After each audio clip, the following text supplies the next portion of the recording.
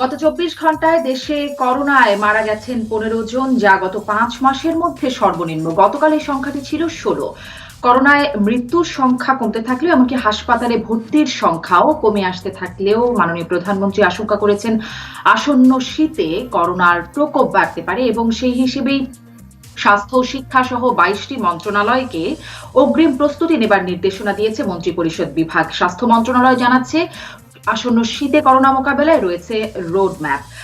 শীতে বাংলাদেশ সহ ইউরোপের বিভিন্ন দেশে করোনার দ্বিতীয় ঢেউ আসার আশঙ্কা থাকলেও তখনও পর্যন্ত হাতে থাকবে না কার্যকর কোনো ভ্যাকসিন। এদিকে গত ১২ই অক্টোবর আইইডিসিআর এবং আইসিডিডিআরবির যৌথ গবেষণার ফলাফলে জানানো হচ্ছে রাজধানীর ৪৫% মানুষ করোনায় আক্রান্ত হয়েছে এবং তাদের শরীরে অ্যান্টিবডি তৈরি হয়েছে। তবে পরে বিজ্ঞপ্তি দিয়ে জানানো হয়েছে, আইইডিসিআর বিজ্ঞপ্তি দিয়ে জানিয়েছে যে এই চিত্রটি পুরো রাজধানীকে প্রতিনিধিত্ব করে না, গণমাধ্যমকে বিভ্রান্তি না ছড়ানোর আহ্বানও জানানো হয়েছে।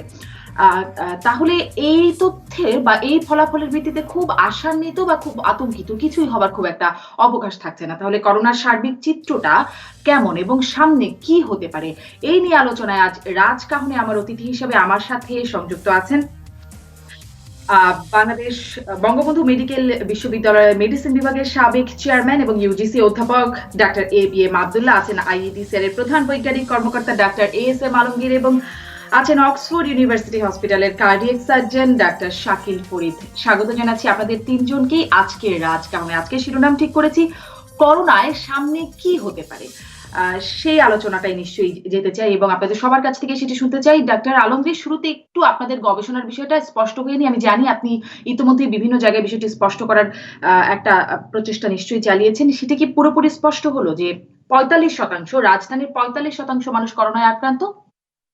এটি প্রথমত আমরা সেই গবেষণার ফলাফল জানলাম এবং সবগুলো গণমাধ্যম, এই মূলধারা সবগুলো গণমাধ্যমেই সেটি দেখলাম। পরবর্তী যে জানানো হলো বিজ্ঞপ্তি দিয়ে, যেটা পুরো ঢাকার চিত্রকে প্রতিনিধিত্ব করে না, তাতে কি আসলে বিষয়টা একদম স্পষ্ট হয়েছে এবং বিভ্রান্তিটা কেন ছড়ালো? ডাক্তার আলমগীর, একদম ছোট করে যদি এটা একটু বলেন। আসলে বিভ্রান্তি ছড়ানোর কিছু নেই। আমাদের গবেষণার প্রকাশ যখন আমরা করেছিলাম, তখন আমরা কখনোই বলি নাই যে এটা ঢাকা সম্পূর্ণ চিত্র বা ঢাকায় ৪৫% মানুষ আক্রান্ত হয়েছে। আমরা নির্দিষ্ট স্টাডি এলাকার এবং নির্দিষ্ট স্যাম্পল সাইজে আমরা যে অ্যান্টিবডি টেস্ট করেছি, সেখানে আইজিজি অ্যান্টিবডি ৪৪% মানুষের ভিতরে আমরা পেয়েছি এবং বস্তি এলাকায় ডিফারেন্ট স্ট্যাটিস্টিক্স আমাদের। এবং সেটা কেন জানি আমরা যখন ডিসেমিনেশন মিটিং শেষ করে বের হয়ে দেখলাম, আমরা গণমাধ্যমে প্রকাশিত হচ্ছে যে ঢাকা শহরের ৪৫ মানুষ আক্রান্ত।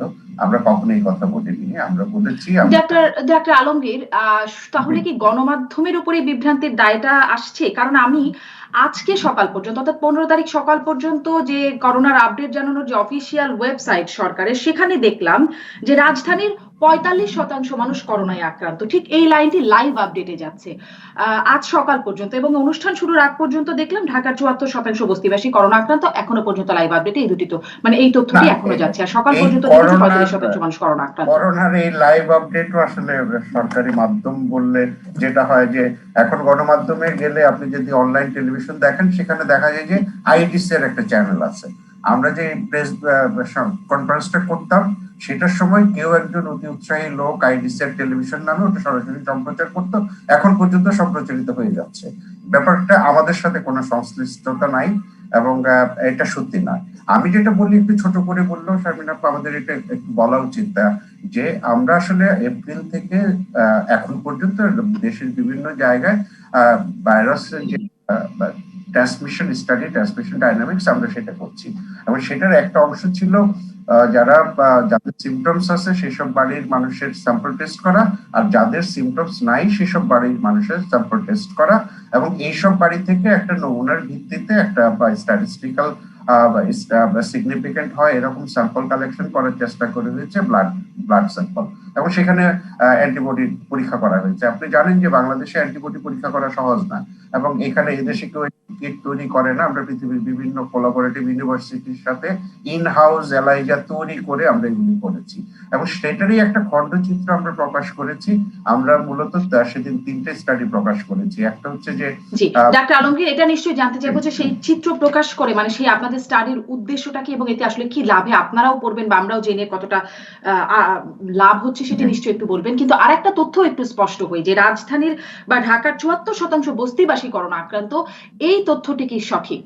মানে এটি নিয়ে কি আর বিভ্রান্ত এটাও হওয়ার কিছু আসলে আছে? এটি কি সঠিক এটাও তথ্য? আমরা যখন প্রকাশ করেছি আমরা খুব সাবধানতার সহিত বলেছি আমরা ঢাকা শহরের 8টি বস্তি সিলেকশন করেছি। সেখানে ট্রান্সমিশন ডাইনামিক্স এর একটা হলো পিসিআর পজিটিভিটি, সেটা আমরা দেখেছি, আরেকটা দেখেছি আমরা অ্যান্টিবডি। কিন্তু অ্যান্টিবডিতে স্যাম্পল সাইজ এত ছোট ছিল এটা সিগনিফিকেন্টলি অন্য সারা শহরকে রিফ্লেক্ট করে না, এটাও কিন্তু আমরা বলেছিলাম।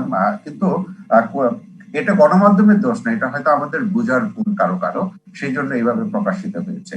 কিন্তু আমি যদি বলি বস্তি এলাকার আমরা যে অ্যান্টিবডি টেস্ট করেছি সেখানে স্যাম্পল সাইজ ছিল মাত্র 125টা। 125টা স্যাম্পল সাইজের উপর যদি টেস্ট করে আপনি কোনো রেজাল্ট পান, সেটা স্ট্যাটিস্টিক্যালি কখনোই এক্সট্রাপোলেট করে সারা শহরের হওয়া উচিত নয়। এবং সেটাও আবার যদি আপনি বলেন যে 45% কথা যেটা বলা হচ্ছে, সেখানে 692টা স্যাম্পল এবং সেটা দিয়ে 2 কোটি মানুষের শহরে এক্সট্রাপোলেট করে স্ট্যাটিস্টিক্যালি সিগনিফিকেন্ট কোনো রেজাল্ট দিতে হলে সেটা কখনোই গ্রহণযোগ্য হবে না, এবং সেটাই আমরা আসলে পরিষ্কার করতে চেষ্টা করেছি। তাহলে এই তথ্যটিও সঠিক না? তাহলে নিশ্চয়ই এই তথ্যগুলো যদি সরকারি ওয়েবসাইটে যেতে থাকে যেগুলোর উপর থেকে আমরা আসলে তথ্যগুলো নিব, তাহলে তো একটা বিভ্রান্তি ছড়ানোর জায়গায় থাকে। কারণ আমি অনুষ্ঠানটি শুরুর আগেও একটু চেক করছিলাম, সেখানে এখনো পর্যন্ত যাচ্ছে, মানে তখনো পর্যন্ত যাচ্ছিল ঢাকার ৭৪% বস্তিবাসী করোনা আক্রান্ত। ডাক্তার আলমগীর, একটু ছোট্ট করে বলবেন তাহলে আসলে এই যে পরিসংখ্যান বা এই গবেষণাটি চালানোর উদ্দেশ্য কি ছিল আপনাদের এবং তাদের এখানে লাভটা কি আসলে হলো? এই যে চিত্রটি আমরা জানলাম এতে আসলে কি হলো? আচ্ছা, এখানে দুটো জিনিস, সেটা স্যার হয়তো আব্দুল্লাহ স্যার একটু পরে বলবেন। একটা জিনিস হলো আমাদের প্রথম হলো যে সারা পৃথিবীতে যেটা বলা হয় ৮০ থেকে ৯০%, যেটা আমাদের বড় স্টাডি, ৮০ থেকে ৯০% মানুষ লক্ষণবিহীন ভাবে করোনা নিয়ে ঘুরে বেড়াচ্ছে। আমাদের এখানে আমরা ৮২% লক্ষণবিহীন, আমরা যে পজিটিভ পিসিআর পজিটিভ পেয়েছি তার মধ্যে ৮২%-এর কোনো লক্ষণ ছিল না এবং তাদের বাড়িতেও কোনো রোগী ছিল না, অর্থাৎ এসিম্পটোমেটিক হাউসহোল্ড থেকে মানুষের ভিতরে ৮২% পজিটিভ পেয়েছি। এটা একটা বড় আমাদের সাবধানতার বিষয়, যেটা আমরা যেই ক্যাম্পেইন গুলা করি যে আপনার সবাইকে মাস্ক পরতে হবে, সেটা হলো সারা পৃথিবী যেমন করে। আমাদের এতদিন আমরা বলতাম যে আমাদের অনেক সংখ্যা অ্যাসিম্পটোমেটিক, সেটা সংখ্যা কত সেটা আমরা জেনেছি। আরেকটা জিনিস জেনেছি, সারা পৃথিবীতে বলা হচ্ছে যে 10% মানুষের মতো সারা পৃথিবীর সকল মানুষ আক্রান্ত হয়ে গেছে, আমরা পেয়েছি এটা এক্স্যাক্টলি 9.8। এবং আমরা আরেকটা জেনেটিক স্টাডি করেছি, আমরা সেখানে ভাইরাসের অরিজিন কোত্থেকে আসে, কোথায় ভবিষ্যতে ভ্যাকসিন আসলে কি কাজ করবে কিনা সেগুলি বিস্তারিত আমরা বলতে পেরেছি। এবং ধন্যবাদ ডাক্তার আলমগীর, ধন্যবাদ। আমি ডাক্তার এবিএম আব্দুল্লাহ, আপনার কাছ থেকেও স্যার একটু যদি এই বিষয়টি যে এরকম একটি তথ্য আসলে কতটা কার্যকর হবে এরকম গবেষণায়, মানে সামনে এটির কার্যকারিতা কত, এই গবেষণার লাভ কতটা হলো এবং যে বিভ্রান্তিটা ছড়ালো, সামনে শীতের প্রকোপ ভয়ঙ্কর হতে পারে মাননীয় প্রধানমন্ত্রী বলছেন, বা ভয়াবহতা বাড়তে পারে, প্রকোপ বাড়তে পারে, তাতে সেই অবস্থার প্রেক্ষিতে এমন গবেষণা আসলে কেমন প্রভাব ফেলে? ডাক্তার আলমগীর। ধন্যবাদ আপনাকে। দুঃখিত, doctor ABM Abdullah, doctor Abdullah. ধন্যবাদ আপনাকে, দর্শকদের ধন্যবাদ জানাচ্ছি, স্বাগত জানাচ্ছি। তো আমি শুরুতে আজকে শুধু একটু ভালো খবর বলতে যেটা শুরু করতে হয় যে ডেথ রেটটা কিন্তু অনেক কম, 15 জন, গতকালে 16 জন ছিল, তারা গেছিল। এটা ভালো, যদি এই ধারাটা অব্যাহত থাকে আমি মনে করি একটা মৃত্যু আমার আসলে কাম্য না, আমার কেউ মারা যায় করোনাতে, আমি তো চাই না। তারপরেও এটা বলতে পারেন যে আল্লাহর রহমতে বলেন আমাদের ম্যানেজমেন্ট অনেকটা ভালো হচ্ছে, অবশ্যই স্বীকার করতে হবে। ফলশ্রুতিতে কিন্তু ডেথ রেট কমে যাচ্ছে, সংক্রমণের ঝুঁকি অনেকটা কমের পথে। তো এটা একটা ভালো খবর। তো তারপরেও যারা মারা গেলেন আমাদের ছেড়ে চলে গেলেন, এবং গত কয়েকদিন আমাদের কয়েকজন ডাক্তার মারা গেছেন, বিশিষ্ট ডাক্তার মারা গেছেন, একজন প্রফেসর মারা গেলেন। আমি তাদের আত্মার মাগফিরাত কামনা করি, তাদের সুখ সন্তপ্ত পরিবারের প্রতি গভীর সমবেদনা জানিয়ে শুরু করছি। এবং বেশ কিছু এখন আমার আন্ডারও বেশ কিছু আছে, আইসিইউতে আছে, ভেন্টিলেটর আছে অনেক রোগী, আমি তাদের দ্রুত আরোগ্য কামনা করি।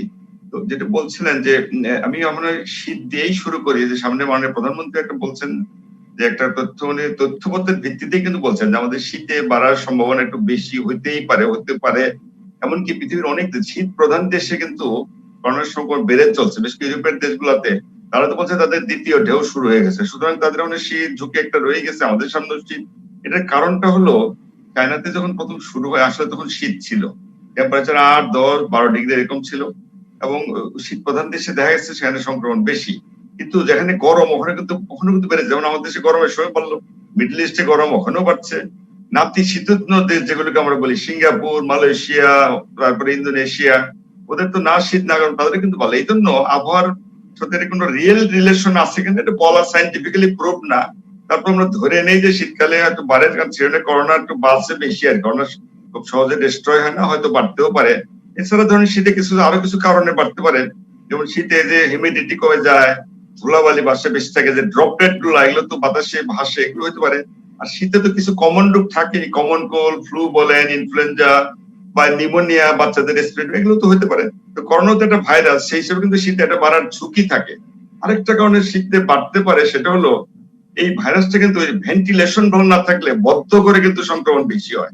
শীতে তো মানুষ দরজা জানলা বন্ধ করে বসে থাকে, সুতরাং এটা একটা কারণ হতে পারে আর কি। এবং আমাদের দেশে দেখবেন যারা ঘরে বসে থেকে বাইরে হয় নাই তারাই কিন্তু আক্রান্ত বেশি হচ্ছে, এসিতে থাকে, দরজা জানলা বন্ধ, তাদের মধ্যে ঝুঁকিটা কিন্তু বেশি। রাস্তাঘাটে ঘুরতেছে, বেড়াইতেছে, লো ইনকামের লোক, তাদের হয়তো সংক্রমণ হয়েছে কিন্তু সিমটম এরকম বেশি কিন্তু নাই।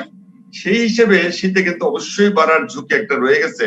মানে এগুলো তথ্যপত্রের ভিত্তিতে মানে প্রধানমন্ত্রী আশঙ্কা করছেন যাতে মানুষ একটু সতর্ক হয়, স্বাস্থ্যবিধি মানে কেউ তো মানছে না। রাস্তাঘাটে দেখলে তো মনে হয় না এই দেশে করোনা আছে। আমার তো মানে 20% লোক কিন্তু মাস্ক পরে না এখন। রাস্তাঘাট, আপনি ফুটপাত বলেন, দোকানপাট, সব জায়গায় মানুষ একবারে লোকে লোকারণ্য, শারীরিক দূরত্বের কোনো বালাই নেই, একেবারে গায়ের উপরে গা দিয়ে কিন্তু চলাফেরা করছে আর কি। সেই সতর্কতার জন্যই কিন্তু মাননীয় প্রধানমন্ত্রী বলছেন, আমরাও বলছি, জনস্বাস্থ্য বিশেষজ্ঞরাও বলছে যে আপনারা যেন স্বাস্থ্যবিধির ব্যাপারে কেউ ঢিলাঢালা ভাব না দেখান। সবাই তো উদাসীন ভাব দেখাচ্ছে, টেম কেয়ার ভাব, মনে হয় করোনা বলে কিছু নাই, এরকম ভাব কিন্তু রয়ে গেছে। সুতরাং আমাদের কিন্তু সতর্ক থাকতেই হবে এবং আমাদেরকে কিন্তু প্রস্তুতিও থাকবে, কারণ অনেক জায়গায় যে দ্বিতীয় ঢেউ আমরা বলি প্রতিষ্ঠিত হচ্ছে, আল্লাহ না করুক যদি আমাদের দেশে এটা হয়েই যায়, তো সে ব্যাপারে তো আমাদের তো প্রস্তুতি নিতেই হবে। সেই জন্যই আমরা আশঙ্কা প্রকাশ করছি, না হলে যদি হয় যেন আমরা প্রস্তুত থাকি, আসতে যেন আমরা মোকাবেলা করতে পারি, সেজন্যই কিন্তু এই কথাগুলো বলা হচ্ছে। সুতরাং আমাদের একটু জি, সতর্ক থাকবে। ডাক্তার এবিএম আব্দুল্লাহ, আমরা স্বাস্থ্য মন্ত্রণালয়ের কাছে জানতে পারছি একটা রোড ম্যাপের বিষয়, সেই বিষয়টি আসলে কেমন সেটি নিয়েও হয়তো একটু কথা বলবো। আমি ডাক্তার শাকিল ফরিদের কাছ থেকে এটা জেনে নেই, দুটি বিষয়, যে স্যারের কাছ থেকে যে বিষয়টি আসলে সেটি নিয়েও একটু জানবো। আর সেরকম কোনো গবেষণা আমরা যেটি আমাদের আইসিডিডিআরবি এবং আমাদের সরকারের মানে সরকারি সংস্থা আইডিসিআর এর কাছ থেকে যে এরকম গবেষণা পাচ্ছি, এরকম গবেষণার যুক্তরাজ্যেও এরকম গবেষণা আছে কিনা, যে কত শতাংশ মানুষ আক্রান্ত হলো, এই ধরনের গবেষণার মানে গুরুত্ব কতটা সেটা একটু বলবেন। সাথে সাথে এরকম গবেষণাও আছে কিনা, দুটো গবেষণা বিষয়ে জানতে চাই, যে শীতে বাড়তে পারে, এই যে সব বিশ্বজুড়েই যে এরকম একটা আশঙ্কার কথা জানা যাচ্ছে, দ্বিতীয় ঢেউ আসতে পারে, ইউরোপেও আসতে পারে, বাড়তে পারে, এটার কোনো মানে সায়েন্টিফিক বৈজ্ঞানিক কোনো গবেষণা আছে কিনা, বা যে আসলেই বাড়তে পারে? স্যারও যেটি বলছিলেন যে শীতে বাড়ার কারণগুলো, ডাক্তার শাকিল ফরিদ।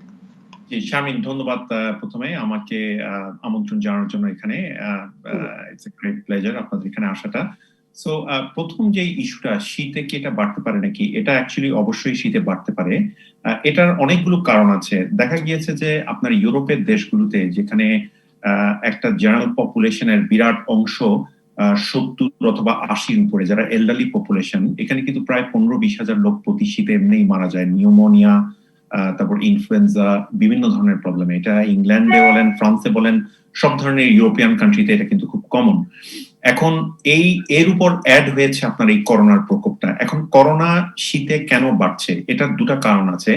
একটা হচ্ছে যে আপনার অলরেডি মানুষজনের অন্যান্য ইনফেকশন হচ্ছে, যেমন নিউমোনিয়া হচ্ছে, কোনো কারণে ইনফ্লুয়েঞ্জা হচ্ছে, তার উপর আপনার করোনার অ্যাটাক হলে তাদের মর্টালিটি রেট খুব হাই, রিস্কটা খুব হাই।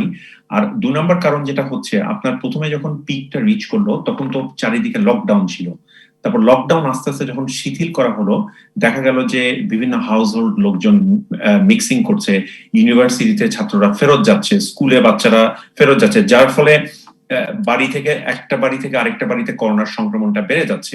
এবং ইংল্যান্ডের ডেটা কিন্তু এটাই সাজেস্ট করে। আপনি যদি দেখেন যে লকডাউন যখন দেওয়া হলো তখন খুব হাই ছিল পিকটা, তারপরে লকডাউনটা বন্ধ হলো, আস্তে আস্তে পিকটা নামা শুরু করলো, তারপর 2-3 মাস গেল, লকডাউন ছাড়া হলো, এরপরে আবার কিন্তু অনেক বাড়া শুরু করেছে।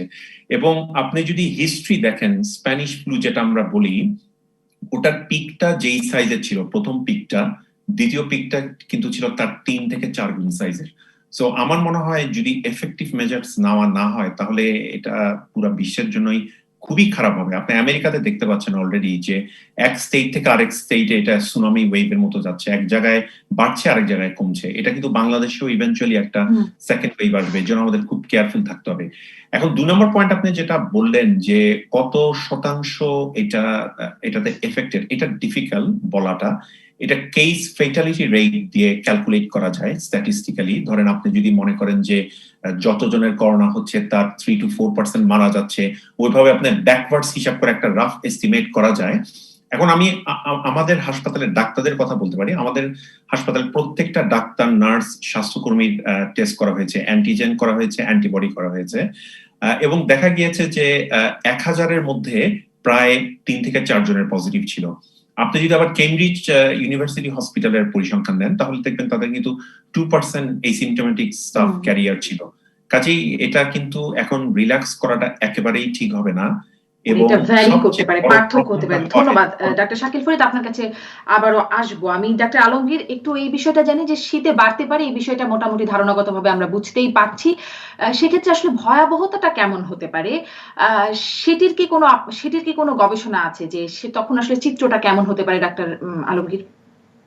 আমার আসলে যেটা আমার দীর্ঘ জীবনের গবেষণা ইনফ্লুয়েঞ্জা নিয়ে, তো সো আমরা যেটা মিলাতে পারি এখন ওয়েস্টার্ন ওয়ার্ল্ডে যেটা হচ্ছে, যেটা আমেরিকাতে বা ইউরোপে যেটা হবে, সেটা হচ্ছে যে তাদের টেম্পারেচারও এখানে একটা ভাইটাল রোল প্লে করবে। সেই টেম্পারেচার যেহেতু 0 ডিগ্রির নিচে নেমে যায়, সেই পরিবেশে ইভেন এনভায়রনমেন্টে ভাইরাস বেশি দিন বেঁচে থাকবে।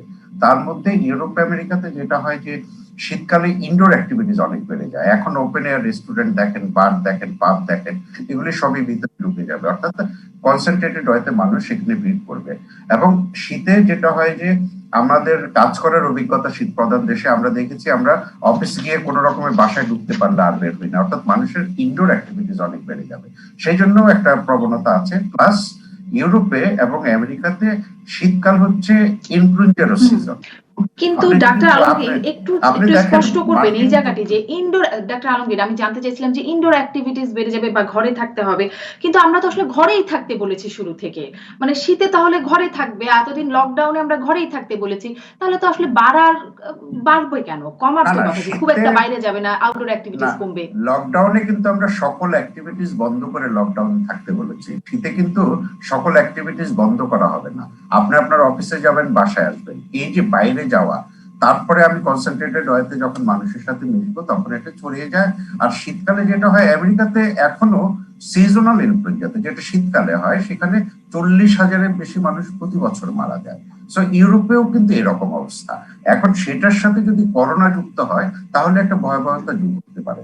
বাংলাদেশে যেটা স্যারও বললেন, আমরা সবাই বলি যে বাংলাদেশে শীতকালে আমাদের কমন কোল্ড ভাইরাস হয়, বাচ্চাদের যে ব্রঙ্কোলাইটিস হয় বা অ্যাজমা থাকলে অ্যাজমার এপিসোড গুলো বেড়ে যায়, এবং সেটার সাথে যদি করোনা হয় তাহলে আমরা একটা ঝুঁকিপূর্ণ অবস্থা তৈরি হবে। কিন্তু আমরা একদিকে লাকি, বাংলাদেশে ইনফ্লুয়েঞ্জা সিজনটা একটু পরে, এটা শুরু হয় এপ্রিলে, শেষ হয় সেপ্টেম্বরে। সো এই দিক দিয়ে আমরা একটু লাকি, কিন্তু আমাদের কোথাও রিল্যাক্স করা চলবে না। এখন যেমন আমরা স্বাস্থ্যবিধি মানছি না, এরকম যদি হয় এবং আমরা যদি আরেক ওয়েভের ভিতর পড়ে যাই, দ্বিতীয় ওয়েভের ভিতর শীতকালে পড়ে যাই, তাহলে ঝুঁকিপূর্ণ হতে পারে দিকে মাননীয় প্রধানমন্ত্রী হতে শুরু করে আমরা সবাই বলছি আসলে শীতকালে দ্বিতীয় ওয়েভ হতে পারে। ডাক্তার এস এম আলমগীর, ধন্যবাদ আপনাকে। আমি একটা বিরতিতে যাব, কিন্তু ডাক্তার আব্দুল্লাহ, আপনি যেটি বলছিলেন যে শুরুতে একটা ভালো যে মৃত্যুর সংখ্যাটা কমছে, আল্লাহর রহমত আছে বলে আপনি বলছিলেন, ম্যানেজমেন্ট ভালো সেই জায়গাগুলোর কথা বলছিলেন, এবং তাহলে হাসপাতালে ভর্তির সংখ্যাও কমে গেছে। আমরা যেটা দেখছি অনেক কোভিড হাসপাতাল বন্ধ করে দেওয়া হয়েছে রোগী নেই বলে।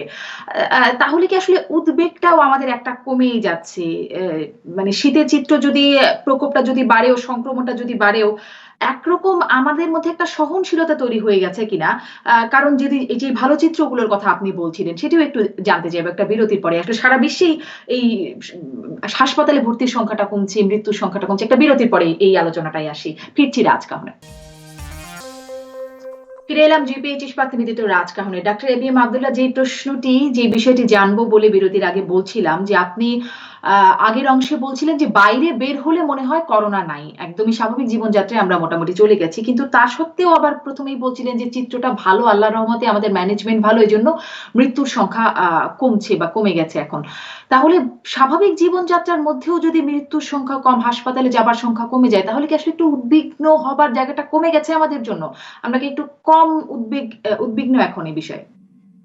আপনি দুইটা মানে কথা কি বলেন, সহজভাবে নেওয়ার সুযোগ আছে কিনা ডাক্তার আব্দুল্লাহ? দুইটা কথা বলেন, দুইটাই সত্য। প্রথম কথা হলো যে আপনি তো যদি ঢাকা শহরে একটু বাইরে হয়ে দেখেন, আমি ডেইলি তো বাইরে হই, ঠিক আগের পর্যায়ে সেই ট্রাফিক জ্যাম বলেন, যানজট বলেন, একেবারে ইভেন আমি হাসপাতালেও মাঝে যে কোনো কারণে গেছি, আউটডোর যদি কাজ দিয়ে যখন যায় দেখি একেবারে গায়ের উপরে গা লাগাইয়ে মানুষ যে যেভাবে পারছে, মানে ভিড় বলতে বা যানজট বলতে যা বোঝা যায় ঠিক আগের চিত্র, কোনো পার্থক্য নাই। কারণ মানুষের মধ্যে ভয় নাই, ভীতি নাই, আতঙ্কগ্রস্ত তো বলতে গেলে নাই। এবং এক কথায় বলা যায় যে তাদের মধ্যে একটা সহনশীলতা গ্রো করে গেছে আর কি। এটা ড্যাম কেয়ার অফ, যা হয় হবে, আল্লাহ যা করে করবে, এরকম একটা ভাব হয়ে গেছে। শুরুতে যদিও মানুষ খুব ভয়ে ছিল, যত দিন যাচ্ছে তখন দেখতেছে মানুষ এবং অনেকে জিজ্ঞেস করলে তো এই কথা বলে যে আমরা তো করোনায় মরবো না, আমাদের না খায় মরবো। কারণ মানুষের অনেকে বিশেষ করে লোয়ার ইনকাম গ্রুপ যারা, ধরেন রিক্সাওয়ালা বলেন, যে ফুটপাতের লোক, গার্মেন্ট যারা দোকানদার, এরা তো করোনার কি হতো, পেটের জ্বালাই তো আছে। যে বন্যাটা কি ভয়াবহ বলে, এদের করোনার কি ভয় আছে? মানুষ আশ্রয় কেন্দ্রে মানুষ পশু একসাথে থাকতো, বিশুদ্ধ পানি পেত না, ওই ময়লা পানি খাইতো, ওইভাবেই তারা তাদের মধ্যে করোনার ভয় ওইভাবেই কেটে গেছে। কিন্তু এখন মানুষ মনেই করোনার দেশে করোনা আছে, যা হয় হবে, এইভাবে কিন্তু চলছে। কারণ জীবন জীবিকার স্বার্থে মানুষ মনে করে যা হয় হবে, করোনা আর কোনো মানে ওটার কোনো নাই। ইভেন অনেককে জিজ্ঞেস করলে যারা নিচের লোক বললে যে করোনা এলে গরিব মানুষের না এলে বড় লোকের লোক, আমাদের না, আমাদের করোনাটা ধরে, এরকম কিন্তু বলে। বিশেষ করে গ্রামের চিত্র যদি দেখেন, আমার তো মনে হয় 99% লোক এখন বর্তমানে যা করোনা আছে কিনা জানেও না, মাস্ক তো ব্যবহার করেই না, হাত ধোয়ার কথা বলি, শারীরিক দূরত্ব বলি, কোনোটাই মেনটেন করে না। মানুষের মধ্যে এরকম একটা ভাব কিন্তু গ্রো করে গেছে। সেজন্যই বলছিলাম যে আসলে বাস্তব চিত্র কিন্তু এইটাই। তবে হ্যাঁ, ডেথ রেট একটু কমই বলতেই হবে, কারণ আজকে যখন 15 জন, কালকে 16 জন ছিল, কমই তো বলতে হবে। জি বিভিন্ন ডাক্তার কারণও আব্দুল্লাহ, আছে। তাহলে কি এভাবে বলা যায় যে এই চিত্রের পরেও মানুষ মনে করছে করোনা নাই, স্বাভাবিক জীবনযাত্রায় চলে গেছে, তারপরেও তো মৃত্যুর হার কম বলে বলছেন, তাহলে কি আমরা একরকম সহ্য করবার ক্ষমতা অর্জন করে ফেলছি? এক্স্যাক্টলি তাই। আমাদের গায়ে মানে সহ্য করে বডিতে যাই থাক, মনের দিক থেকে কিন্তু আমাদের মধ্যে সহনশীলতা গ্রো করে গেছে। আমাদের ড্যাম কেয়ার বা পাত্তাই দিচ্ছে না কেউ। তবে যে মৃত্যুর কথাটা বলি, কেন মারা যাচ্ছে, এটার কারণটা হলো যেমন জনগণ অনেকে হাসপাতাল যাচ্ছে না, ঘরে বসে চিকিৎসা নেয়। আমরা তো এমনিও বলি যে 80% লোক কিন্তু ঘরে বসে চিকিৎসা সম্ভব, সেজন্য মানুষ যেতেই চায় না, এই একটা কারণ। আর যারা মারা যাচ্ছে এটার একটা কারণ হলো, দেখবেন প্রায় বয়স্ক লোক এবং তাদের কিন্তু কোমরবিডিটি, অন্যান্য রোগে তারা ভোগে, diabetes, high blood pressure, kidney liver রোগ, ক্যান্সারের রোগ, স্ট্রোক, এই ধরনের রোগী তারা যেতে চায় না। এবং যখন যায় সিরিয়াস হয়ে যায়। আসলে যদি একটু আগে যেত তাহলে এই ঝামেলাটা কিন্তু হতো না। ঘরে বসে থাকে, যখন একবার সিরিয়াস অক্সিজেন ফল করে যায়, তখন তাড়াহুড়ো করে হসপিটালে যায়, তখন ওই ভেন্টিলেটরে দেওয়া, আইসিইউ দেওয়া, তখন সমস্যাটা হয়ে যাচ্ছে বেশি। একটু লেটে যাচ্ছে তারা হাসপাতালে। যদি আগেই যেত তাহলে কিন্তু ডেথ রেট কিন্তু আমরা আরো কমাতে পারতাম। এবং জনগণকে বারবার বলি, আপনারা যাদের করোনা আছে, জনগণ করোনা সম্বন্ধে সবকিছু জেনেই গেছে, এভরিথিং, যা যা জানা, ওষুধপত্র জানে, কি করতে হবে জানে, কি করে সবকিছু জানে। কিন্তু তারপরে বারবার বলি, বিশেষ করে যারা বয়স্ক কখন আসলে হাসপাতালে যাবার পরামর্শ দিচ্ছেন, কোন অসুবিধাটা ভোগ করলে মানে মানে সাফার করতে থাকলে হাসপাতালে যাবে? ডাক্তার আব্দুল্লাহ, এক লাইন একটু বলে দেন যদি। ওই কথাটাই বলছি যে যারা বয়স্ক লোক, যাদের কোমরবিডিটি আছে, যে কোনো রোগ 50-60 উপরে, ডায়াবেটিস, হাই ব্লাড প্রেশার, হার্টের রোগ আছে, কিডনি, লিভার, ক্যান্সার আছে, কিমোথেরাপি পায়, রেডিওথেরাপি, এই ধরনের লোক যারা আছে। তার আরেকটা হলো, যদি তারা ঘরে বসে থাকেন, লক্ষণ থাকে এবং তারা অক্সিমিটার দিয়ে অক্সিজেনটা মাপবেন, যদি দেখেন যে ফল করছে 93, 94, 90 নিচে আসছে, তারা অবশ্যই ঘরে বসে থাকবে না। ওই দেখতেছি এরকম করতে করতে এমন সময় নষ্ট করে যখন যায়, তখন আমাদের কিছু করার থাকে না। এটাই কিন্তু মূল কারণ। এই জন্যই বারবার বলছি, এটাও একটু জানতে চাই যে আগে কিন্তু ভাগে অবশ্যই গেলেই বা কি হয়, কারণ যদি আসলে চিকিৎসায় খুব বেশি কিছু আবিষ্কৃত না হয়ে থাকে, কি হয়? ডাক্তার শাকিল ফরিদ, আপনিও যদি এই বিষয়টা একটু বলেন যে আগে থেকে হসপিটালে চলে গেলে কি ধরনের চিকিৎসা পাওয়া সম্ভব, যাতে মানে সিরিয়াসনেসটা থেকে অ্যাভয়েড করা যায়, এড়ানো যায়। ডাক্তার শাকিল ফরিদ। হ্যাঁ, ধন্যবাদ আপনাকে। একটা জিনিস হচ্ছে রক্তের অক্সিজেনের লেভেলটা। এখন সমস্যা হচ্ছে যে রক্তের অক্সিজেনের লেভেল যদি কমতে থাকে, অনেক সময়, বেশিরভাগ সময় আমরা বুঝতে পারি আমাদের শ্বাসকষ্ট হয়, কথা বলতে অসুবিধা হয়, তারপর শ্বাসের রেট বেড়ে যায়, নিঃশ্বাসের রেট ধরেন যেটা 20-এর নিচে থাকার কথা সেটা বেড়ে যায়। কিন্তু যেই সমস্যাটা করোনাতে হয়, অনেক পেশেন্টেরই আমরা দেখি যে তাদের রক্তে অক্সিজেনের মাত্রাটা কমে গেছে, কিন্তু তাদের কিন্তু সিমটম খুব বেশি নাই।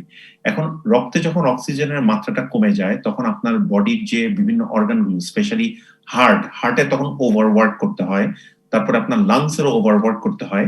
তো এরকম করতে করতে যেটা হয়, অক্সিজেন শূন্যতাটা আরো অনেক নিচে লেভেলে চলে যায় এবং তখন একটা সিচুয়েশন রিচ করে যখন পেশেন্টের একটা খুব খারাপ অবস্থা হয় এবং হাসপাতালে তখন গেলে তাদের আউটকাম খুব খারাপ।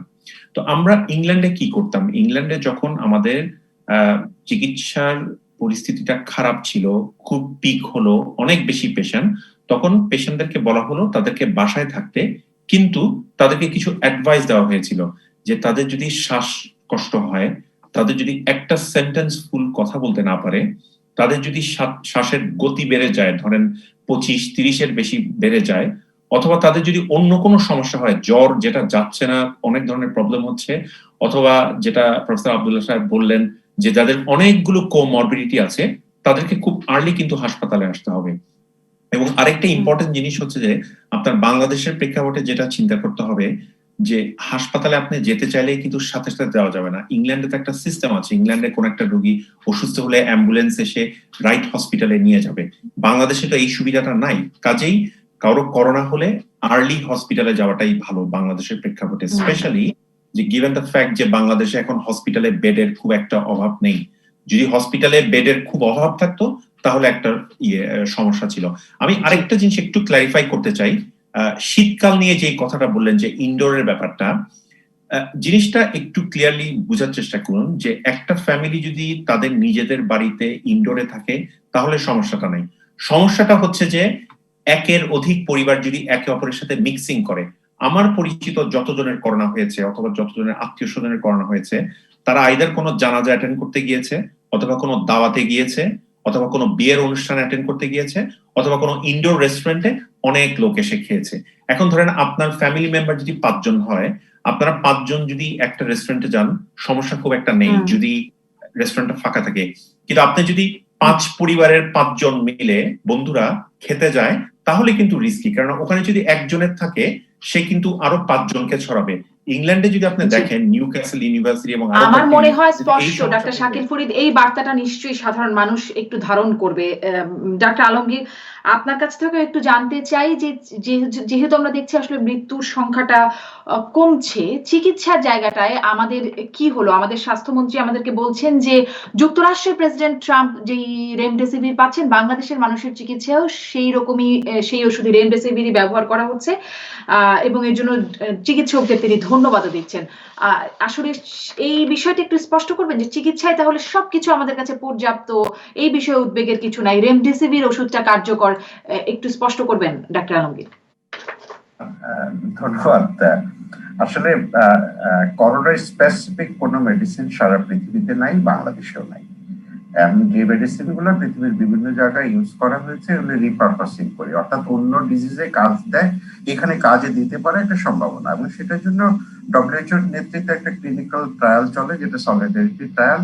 এবং বাংলাদেশে কেন এখনো পৃথিবীতে যত মেডিসিন ইউজ করে ডেক্সামেথাসোনের একটা রেজাল্ট বা রেমডেসিভিরের একটা এফেক্ট, যে হসপিটালাইজেশনের টাইমটা একটু কমে, এবং হসপিটালাইজেশন ছাড়া এসব ওষুধ ব্যবহার করতে সব জায়গায় নিষেধ করা আছে।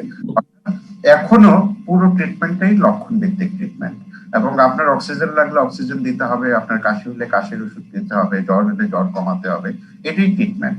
এবং প্রথম দিকে যে বিভ্রান্তি ছিল আমাদের বাংলাদেশের চিকিৎসকরা, এখন এটাতে অভ্যস্ত হয়ে গেছে, চিকিৎসা ব্যবস্থা পরিবর্তন হয়েছে, হসপিটালাইজেশন যথেষ্ট বেড তৈরি হয়েছে, এবং আমাদের ডাক্তাররা ট্রেন এই কতদিনের এক্সপেরিয়েন্সে সেগুলি কাজে লাগাচ্ছে। কিন্তু ওষুধের কথা যদি বলেন, সবগুলো মেডিসিন ক্লিনিক্যাল ট্রায়ালের মেডিসিন, এখানে বাড়িতে বসে দেওয়ার কিছু নাই, অর্থাৎ বাড়িতে বসে এসব ওষুধ সেবন করা একদমই নিষেধ। আর ক্লিনিক্যাল ট্রায়ালের যদি আপনি পার্ট না হন, কোনো কোনো হাসপাতাল ডাক্তারের সুপারভিশনে দিচ্ছে, এবং সেটা প্লাজমা থেকে শুরু করে যতগুলো মেডিসিনের কথা আপনারা শুনেন সবগুলোই ক্লিনিক্যাল ট্রায়ালের পার্ট। এখন পর্যন্ত ডেক্সামেথাসোনের একটা কনক্লুশন আছে, এছাড়া আর কোনো মেডিসিনের কোনো কনক্লুশন নাই, সবগুলো ক্লিনিক্যাল ট্রায়ালের পর্যায়ে চলছে। তো এগুলি আমাদের ব্যবহার করতে অত্যন্ত সাবধানে ব্যবহার করতে হবে, এবং হসপিটালাইজ পেশেন্ট ছাড়া এই মেডিসিন, এই রিপারপাসিং ড্রাগ গুলো একটাও আসলে ইউজ করা হয় না। অনেক ধন্যবাদ ডাক্তার এস.এম. আলমগীর। আমি একটা বিরতির সময় হয়ে গেছে, আবারও আমার বিরতির পরে একটু ভ্যাকসিন প্রসঙ্গটা সম্পর্কে আপনাদের কাছ থেকে জানতে চাই, সাথে সাথে একটু এটাও জানবো যে রোড ম্যাপের কথা বলছে স্বাস্থ্য মন্ত্রণালয়, যে সামনে শীতে আমাদের একটা সুনির্দিষ্ট রোড ম্যাপ আছে, সেই সম্পর্কেও যদি আমাদেরকে একটু স্পষ্ট করেন একটা বিরতির পরে রাজকাহনে। ফিরে এলাম রাজকাহনে। বিরতির আগে বলছিলাম এই অংশে কথা বলবো একটু ভ্যাকসিন নিয়ে। তবে তার আগে শীতে একটা রোড ম্যাপের কথা জানাচ্ছে স্বাস্থ্য মন্ত্রণালয়। ডাক্তার এস এম আলমগীর, সেটির বিষয়ে কি আমাদের একটু জানাতে পারেন? সেটি কেমন, সেই বিষয়ে ধারণা আছে? এখানে যেটা বলা হচ্ছে রোডম্যাপ, এটা আসলে আপনি জানেন যে আমাদের মন্ত্রী পরিষদ বিভাগে একটা মিটিং হয়ে বিভিন্ন মন্ত্রণালয়কে প্রস্তুতি নেওয়ার জন্য নির্দেশ দেওয়া আছে। আর স্বাস্থ্য মন্ত্রণালয় তো তারই অংশ, প্লাস আমাদের যে প্রস্তুতিটা ছিল সেগুলো এনহ্যান্স করার জন্য কোথায় কোথায় গ্যাপ তৈরি হয়েছে, গ্যাপ আইডেন্টিফাই করে সেগুলো অলমোস্ট করা হয়ে গেছে। আর হাসপাতালগুলোর ব্যাপারে যেটা বলা হয়েছে যে বন্ধ হলেই বন্ধ করে দেওয়া হচ্ছে, আসলে হাসপাতালগুলো এইভাবে বন্ধ করে, যেখানে অনেক বেড খালি পড়ে আছে সেগুলি বন্ধ করে এমন ভাবে রাখা হয়েছে যে আপনি 24 ঘন্টার নোটিস আবার শুরু করতে পারবেন, যদি আল্লাহ না করুক, যদি পেশেন্ট অনেক বেড়ে যায়। জি ডাক্তার আলমগীর, তাহলে আমরা শুরুর দিকে যে একটা হাহাকার দেখেছিলাম, কোথায় যাব, হাসপাতালে সিট খালি নেই, সেরকমটা হবার আর সম্ভাবনা নাই আসন্ন শীতেও? আমরা আশা করি সেরকম সম্ভাবনা নাই। এবং প্রথম দিকে যেরকম কোভিড নন কোভিড হাসপাতালগুলো আলাদা ছিল, এক ধরনের অ্যাকসেপ্টেবিলিটি ব্যাপার ছিল, এখন আমাদের তো সবগুলো হাসপাতালে কোভিড পেশেন্ট নিচ্ছে, নন কোভিড পেশেন্ট আলাদা অনেক আলাদা ধন্যবাদ। তাহলে এখানে একটা আশ্বস্ত হবার জায়গা থাকছে। ডাক্তার শাকিল ফরিদ, একটু ভ্যাকসিনের প্রসঙ্গে আসি। নিশ্চয়ই আলমগীর, যদি সম্ভব হয় ডাক্তার আলমগীর আবারও আসবো আপনার কাছে। ডাক্তার শাকিল ফরিদ, ভ্যাকসিন আসলে আমাদেরকে কতটা এখন আশা দেখাচ্ছে? আমরা যতটুকু আপডেট জানছি যে অক্সফোর্ডের ভ্যাকসিনটি 3 মাস পরে অনুমোদন পেতে পারে, গবেষকরা বলছেন 6 মাস পরে প্রয়োগ শুরু হবে, বয়স্করা সবচেয়ে আগে পাবেন। আমরা জানছি রাশিয়া এর মধ্যে তাদের প্রথম ভ্যাকসিনের অনুমোদন দিয়েছে আগস্টে, দ্বিতীয় ভ্যাকসিনটিরও অনুমোদন দিচ্ছে রাশিয়ার প্রেসিডেন্ট তেমনটি জানালেন। কেমন ভ্যাকসিন নিয়ে আসলে এখন কতটা আশাবাদী হওয়ার সুযোগ আছে? আমার মনে হয় অক্সফোর্ডের যেই ভ্যাকসিনটার কথা বলছেন সেটার অ্যাকচুয়ালি আশাটা এখন বেটার। আমার মনে হয় চান্স, একটা সাকসেসফুল ভ্যাকসিন আসার চান্স তার একটু বেশি এখন আর্লিয়ার, কেননা ইংল্যান্ডে কোভিড এর কেস অনেক বেড়ে গেছে। সো তারা যেসব ভলেন্টিয়ারকে ইনজেকশন গুলো দিয়েছে, ভ্যাকসিন গুলো দিয়েছে, এখন দেখতে পারবে যে ওই ভলেন্টিয়াররা এক্সপোজ হলে তাদের কি ভ্যাকসিন কাজ করছে নাকি, তাদের ইমিউনিটি হচ্ছে নাকি। সো আপনি যদি দেখেন কয়েকদিন আগে ট্রায়ালের যে প্রধান লোক প্রফেসর পোলার, উনি কিন্তু বলেছেন যে 2-3 মাসের মধ্যে একটা রেজাল্ট পেতে পারে, মানে এই বছরের শেষের আগেই হোপফুলি কোন একটা রেজাল্ট পাবে। এখন আপনি যদি দুনিয়ার অন্য ভ্যাকসিনের কথা বলেন, রাশিয়ান ভ্যাকসিন সম্পর্কে আমি কোনো মন্তব্য করতে চাই না, কেননা খুব অল্প পেশেন্টের উপরে ওটা প্রয়োগ করে প্রথমে অ্যাপ্রুভ করা হয়, এবং দ্বিতীয় ভ্যাকসিনও যেটা দেওয়া হয়েছে এটাও খুব একটা অনেকের উপর প্রয়োগ করে দেওয়া হয়নি। এখন এখানে দুটা ব্যাপার আছে, ভ্যাকসিন কাজ করতে হবে, এট দ্য সেম টাইম ভ্যাকসিনটাকে সেফও হতে হবে। তো আমার মনে হয় যে যদি এত অল্প লোকের উপর প্রয়োগ করে এটার রেজাল্টের বেসিসে আপনি ম্যাস পপুলেশনকে ভ্যাকসিন দেওয়ার চেষ্টা করেন, এটা can be quite risky. Plus একটা অকার্যকরী ভ্যাকসিন যদি সবাইকে দেওয়া হয়, এটা একটা false sense of security create করবে। মানুষ ভাববে যে ও আমি তো ভ্যাকসিন নিয়েছি, আমার এখন মাস্ক পরা দরকার নেই, আমি যা ইচ্ছা তাই করতে পারবো। এরকম ভাবে বাইরে চলে যেতে পারে এবং করোনা সিচুয়েশন কন্ট্রোলের বাইরে চলে যেতে পারে। সো আপনার কোশ্চেনের শর্ট আনসার হচ্ছে যে হ্যাঁ, এটা একটা আশাব্যঞ্জক খবর যে হয়তো ভ্যাকসিন খুব শীঘ্রই একটা কয়েক মাসের মধ্যেই অ্যাপ্রুভ হয়ে যেতে পারে। অনেক ধন্যবাদ doctor Shakil Farid. Doctor A B M Abdullah, আপনার কাছ থেকে জানতে চাই যে ভ্যাকসিন নিয়ে আসলে আপনি এই মুহূর্তে কতটা আশাবাদী হতে পারছেন? বাংলাদেশে যে চীনের ভ্যাকসিন সিনোভ্যাকের ট্রায়াল হবার কথা ছিল, অর্থায়নের একটা জটিলতার কারণে সেই ট্রায়ালটি বিষয়ে অনিশ্চয়তা দেখা যাচ্ছে। তবে আরো একটা বিষয়ে, সেটাও আপনাকে আশান্বিত করে কিনা, গ্লোব মানবদেহে, বাংলাদেশের গ্লোব বায়োটেক মানবদেহে ট্রায়ালের অনুমতি পেয়েছে, সেখানেও আমরা জানতে পারছি প্রাণীদেহে সফল প্রয়োগ হয়েছে। এই আপডেট গুলোতে কতটা আশাবাদী doctor A B M Abdullah? ধন্যবাদ। আমি ভ্যাকসিনের কথাটা একটু পরে আসি, তার আগে একটা কথা বলি, যেটা ডক্টর আলমগীর বলছেন, ডক্টর শাকিলও বলছেন। আসলে ট্রিটমেন্টে আমি একটা কথা বলছি এই জন্য, মানুষের মধ্যে একটা বিভ্রান্তি তৈরি হচ্ছে এই কারণে, সবাই যদি নেগেটিভ বলে কোনো চিকিৎসা নাই, কোনো ওষুধ এটা হবে না, তাহলে তো মানুষ যাবে না। এই জন্যই কিন্তু মানুষ হাসপাতাল যেতে চায় না। মানুষ মনে করে যাই কি হবে, চিকিৎসা তো যখন নাই, এটা হাসপাতাল যাবে কি করবো, এরকম একটা ফিলিং আমি অনেক রোগীদের মধ্যে কিন্তু দেখে যাবে। টেলিফোন করে বলে আমাকে বলে আমি তাড়াতাড়ি হাসপাতাল যাই, কি করবেন, চিকিৎসা তো নাই, টেলিফোনেই বলেন, এই দিয়ে দেন, এসব কথা বলে। এই কথাটা আসলে সত্য যে স্পেসিফিক ড্রাগ নাই। তবে হ্যাঁ, আমরা কি হাসপাতাল গেলে আমরা কিছু করি না? অবশ্যই করি। আমাদের ডেথ রেট কম কেন? আমরা ট্রিটমেন্ট তো দিচ্ছি, সিমটোমেটিক সাপোর্ট ট্রিটমেন্ট তো দেওয়া আছে। যেগুলো দেওয়া হয় এগুলো আসলে করোনার জন্য না, এগুলো সত্য। এগুলো অন্য রোগের কারণে অনেক কন্ট্রোভার্সি, আমি কন্ট্রোভার্সি যাচ্ছি না, কিন্তু আমরা তো দিচ্ছি অনেক চিকিৎসা, তারপর তো রোগী ভালো হচ্ছে, এটা তো সত্য। এটা বলার উদ্দেশ্য হলো জনগণ যেন এটা মনে করে ঘরে বসে না থাকেন, হাসপাতালে যে লাভ কি, আপনার কোনো চিকিৎসা তো নাই। একটা হলো অক্সিজেন মাস্ক, এবং ওই জন্য অনেক অক্সিজেন ঘরে কিনে রাখে, এটা আরো ডেঞ্জারাস। এই যে অক্সিজেন কিনে রাখছে যে কতটুকু লাগবে দিতে পারে কিনা, অ্যাক্সিডেন্ট হয় কিনা, বাস্ট হয় কিনা, ঘর উড়ে যেতে পারে না, এটা তো আরো ডেঞ্জার। এটা তো পারবে না, এটা তো হাসপাতালে গেলেই কত হাই ফ্লো অক্সিজেন কিন্তু বাসায় রাখা সম্ভব না। সুতরাং ট্রিটমেন্টের নাই তা না, একটা মানুষ যখন সমুদ্রে ডুবে যায় তখন কিন্তু খড়কুটা ধরে বাঁচানোর চেষ্টা করে, এবং আমরাও চেষ্টা করি মানুষজন আমাদের কাছে আসে তাকে যেভাবে পারা যায় তার ক্ষতি না করে, সাইড ইফেক্ট নেই তার চিকিৎসা কিন্তু আমরা দেই। সুতরাং একেবারেই চিকিৎসা নাই এই কথা যেন কেউ মনে না করেন, তাহলে কিন্তু হাসপাতালে এই জন্যই যেতে চাচ্ছে না, কিন্তু কারেক্ট না নিউজ। অনেক অনেক ধন্যবাদ ডাক্তার এবিএম আব্দুল্লাহ। আরেকটা প্রশ্ন তাহলে আপনাকে একটু করি যে দেখছিলাম গণমাধ্যমে যে চিকিৎসা বিষয়ক journal the Lancet infectious diseases প্রকাশিত হচ্ছে যে দ্বিতীয়বার আক্রান্ত হলে নাকি বেশি গুরুতর হতে পারে সেটি, এটি একটু বলবেন? মানে হাসপাতালে যাওয়ার প্রবণতা মানুষের মধ্যে কমে গেছে, এরকম যে করোনায় এসে যদি কোনো ব্যক্তি দ্বিতীয়বার আক্রান্ত হয় তাহলে তার জন্য কি অসুবিধা, তাকে কি দ্রুত হাসপাতালে যেতে হবে কিনা, এই বিষয়টাও যদি একটু বলেন ডাক্তার আব্দুল্লাহ। হাসপাতালে যেটা দ্বিতীয় প্রথম বলে কথা নয়, প্রথম কথা হলো আমি তো আগেই বলছি 80% রোগী বাসায় চিকিৎসা সম্ভব, তবে যাদের কোমরবিডিটি আছে তারা কিন্তু ঘরে বসে থাকবেন না। বয়স্ক আদার রোগ আছে তারা অবশ্যই যাবেন, হার্টের রোগী তারা অবশ্যই যাবেন, অক্সিমিটার দিয়ে অক্সিজেনটা অবশ্যই ভাববেন। যদি কমে আসে 93, 94 বা তার নিচে তাহলে ঘরে বসার কোনো সুযোগই নাই, তারা অবশ্যই হাসপাতাল যাবেন। এই কথা মনে করেন না যায় কি হবে অক্সিজেন নিয়ে আমি দিয়ে দেখি, না এটা না, কারণ কোমরবিডিটি থাকলে তার মৃত্যু ঝুঁকি তো বেশি থাকবে। সুতরাং তাকে সেকেন্ড অ্যাটাক হলে বেশি হবে এমন কোনো কথা নেই, এখনো প্রুভ না। আসলে করোনা নিয়ে কিন্তু এখনো অনেক কিছু রিসার্চ হয়, যত দিন যাচ্ছে খালি নতুন নতুন তথ্য কিন্তু আসতেছে আমাদের কাছে, আমরা জানতেছি। হতে পারে কাজ করে এটা যে খুব বেশি হয় তাও না, হতে পারে, হতে তো হচ্ছেই, কারণ অ্যান্টিবডি যেটা শরীরে হচ্ছে এটা কিন্তু লং টাইম প্রোটেকশন দেয় না, ম্যাক্সিমাম 3 মাস, কোনো কোনো মিডিয়াতে আসছে 5 মাসের বেশি প্রোটেকশন দেয় না। সুতরাং সেকেন্ড অ্যাটাক তো আর হইতেই পারে, এবং হলে সে যদি মাইল্ড থাকে, সিমটমেটিক থাকে, ঘরে চিকিৎসা নিতে পারে। অবশ্যই ডাক্তারের পরামর্শ নেবে, টেলিমেডিসিন বলেন, টেলিফোন বলেন, যাই বলেন, নিজে নিজে ঘরে বসে থাকেন না। তবে হ্যাঁ ওই একই কথা, কোমরবিডিটি থাকলে তারা কিন্তু অবশ্যই হাসপাতালে ভর্তি হবে।